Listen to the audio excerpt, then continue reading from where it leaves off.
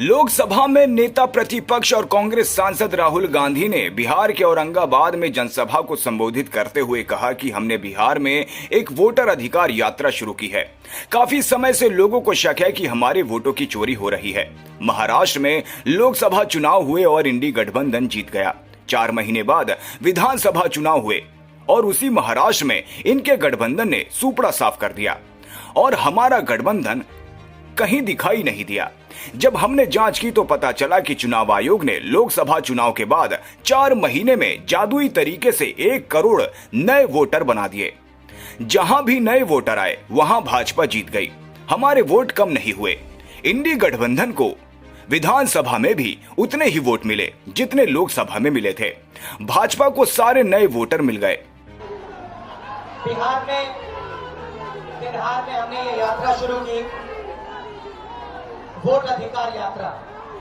थोड़ा सा मैं आपको बताना चाहता हूं कि ये यात्रा हमने शुरू क्यों की। देखिए, काफी समय से लोगों को शक हो रहा है कि इलेक्शन में कोई ना कोई घपला है, कोई ना कोई कमी है। ये काफी सालों से लोगों को लग रहा है।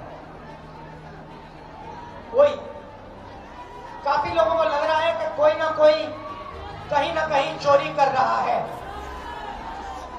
तो महाराष्ट्र में लोकसभा का चुनाव होता है और उसमें इंडिया गठबंधन जीतती है। 4 महीने बाद विधानसभा का चुनाव होता है और उसी महाराष्ट्र में बीजेपी का गठबंधन स्वीप करता है और हमारा गठबंधन दिखता ही नहीं है, गायब हो जाता है। हमने जांच की तो पता लगा कि 1 करोड़ नए वोटर लोकसभा चुनाव के बाद 4 महीने में इलेक्शन कमीशन ने जादू से पैदा कर दिए। और जहां भी बीजेपी जीती है, जहां भी नए वोटर आए थे, वहां बीजेपी जीती है। हमारा वोट कम नहीं हुआ। इंडिया गठबंधन का जितना वोट लोकसभा में था उतना वोट विधानसभा में बीजेपी को सारे के सारे नए वोटर मिले। तो हमें शक हुआ। हमने इलेक्शन कमीशन से कहा कि ये आप हमें समझाइए, ये 1 करोड़ वोटर कहां से आए, कौन है। इलेक्शन कमीशन हमें कहता है हम नहीं समझाएंगे, हमें कोई जरूरत नहीं है तुम्हें समझाना।